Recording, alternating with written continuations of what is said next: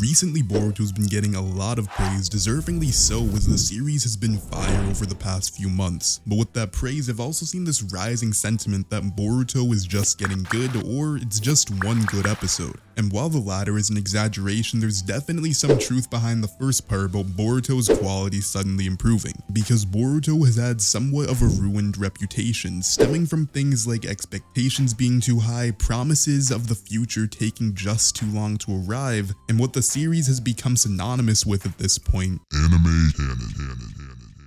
While early Boruto may have left a bad taste in many fans' mouths, I'm not here today to rag on Boruto. I'm here to talk about something more positive, to talk about this series' potential. Today I'm here to talk about the rise of Boruto.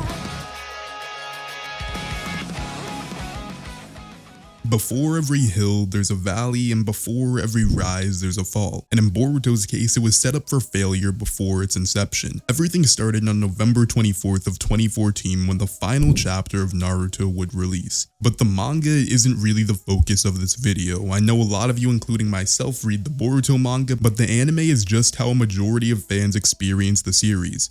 So jumping forward to March 23rd, 2017, the 500th and final episode of Naruto would air. The conclusion of a long journey where a lot of fans grew up with Naruto, watching him on his mission, achieving his dream of becoming Hokage. And really, it marked the end of a lot of things. We saw the defeat of Obito and Madara, the termination of the cycle of hate following Naruto and Sasuke's fight, and last but not least, of course, we saw Naruto finally achieve his dream of becoming the Hokage. With the series ending on such a high peak, it was only natural to get some high expectations for the future. A continuation that would do the story justice with a focus on the bonds made with the characters we'd all grown up with, but as you know, this wouldn't happen. Just 2 weeks after Naruto ended on April 5th, 2017, the Boruto anime was released. And unsurprisingly, it was all about the titular character, Boruto, which led to a slew of other problems.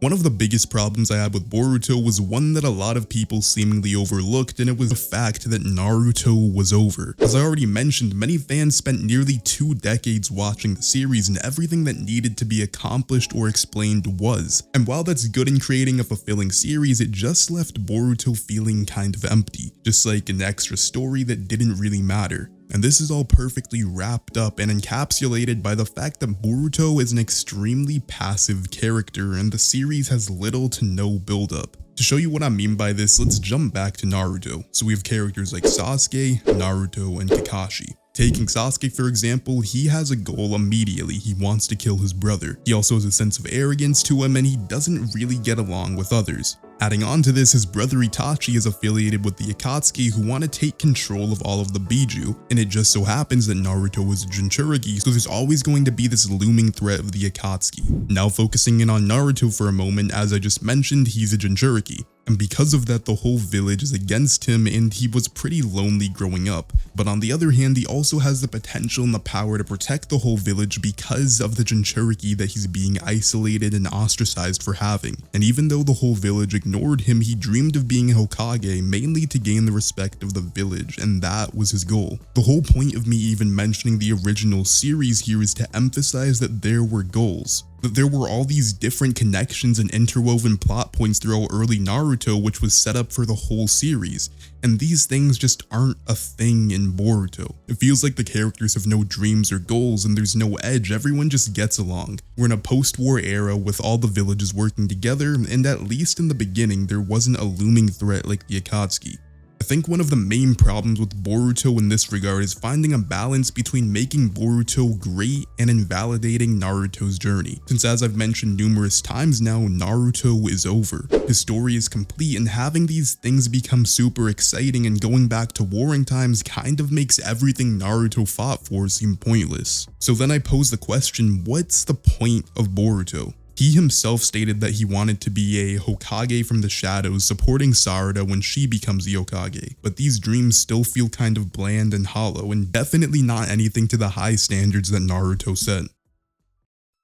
One of the things that I think made Naruto so memorable was the fact that it was just absolutely nuts and completely unpredictable. Anything could happen at any time, and there was just this edge about it that Boruto lacks. And one of the main reasons this issue weighs down so heavily on Boruto is because of the stakes, and it's all really because of Naruto, Sasuke, and the end of Shippuden. So at the end of the series, the duo had overcome the Ten Tails, the entire Akatsuki, Madara, Obito, Kaguya, and were also the literal reincarnations of gods. In their final battle, they were practically throwing nukes at each other. Suffice to say, there's not really anything that can pose a significant challenge. And that was okay at the time. It was okay for Shippuden, and power cliffing tends to happen towards the end of the series, but stuff like that really is not okay for the start of a new show, and this is what really hindered the beginning of Boruto. The new Team 7 in Boruto is composed of Boruto, Sarada, and Mitsuki. Sarada is the daughter of two of the strongest people in the verse, Sakura and Sasuke. Boruto is obviously Naruto's son, and Mitsuki is a clone or something of Orochimaru who can already use a Sagemon type form as a genin.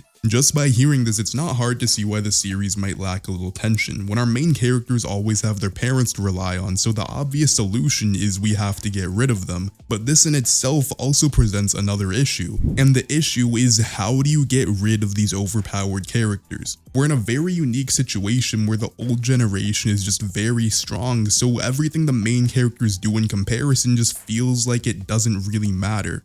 And the only logical solution to this seems like it would be to just get rid of the old generation, but really, I pose the same question: how do we logically accomplish this? We need villains that are strong enough and smart enough to get rid of Naruto, Sasuke, and Sakura, but they also have to be weak enough to be defeated by Boruto. And this just really can't happen. It's a super awkward situation to be in, and anytime Boruto or his friends play a central role, it either feels like it's completely unimportant or it's very forced in matters that they shouldn't be involved in.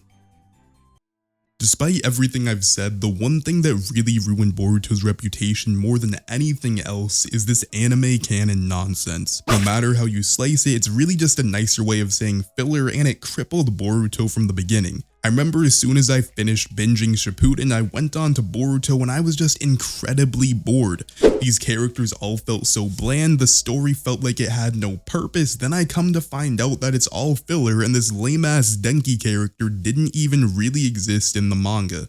Only 22% of the anime is canon to the manga, and that's one of the worst ratios I've ever seen. On top of that, the first 17 episodes of the show were filler, not giving the series the strong start it needed. I understand that this has to happen to make it a weekly running show instead of a seasonal, but it really just didn't do the story justice, which again all builds to this idea of a ruined reputation. Everything changed with the first episode of 2021, Boruto episode 181, The Vessel. This episode marked 3 important changes within the series. The first was the introduction of Kawaki, the second was the best and current arc of the manga was finally starting to be adapted, and the third was that this was the start of a canon stretch for pretty much the whole year up till now. Kawaki's introduction in the story was a huge deal. I'm sure you all remember the start of the series with Boruto and Kawaki fighting after a time skip, because this was the scene that drew a lot of us into the series, and his introduction meant we were finally getting closer to that point. Being canon only is pretty self-explanatory as for why it's good, but it also helped that the source material was finally shifting from good to elite. Because even in the manga, as we reached this section, it finally felt as if the prologue for Boruto ended and we were finally heading on to the main story. Boruto's been a series of highs and lows, but as long as the anime continues on this path, there's really nothing to worry about. It's gonna get bumpy as the anime is rapidly catching up to the manga, but I'm sure whenever we get to the next stretch of canon episodes, it's gonna be fantastic all over again. Thank you to everyone who made it this far in the video, but remember, that's just my take. Now let me hear yours in the comment section down below, and while you're at it, make sure to like and subscribe. Have a fantastic day, see you in the next one.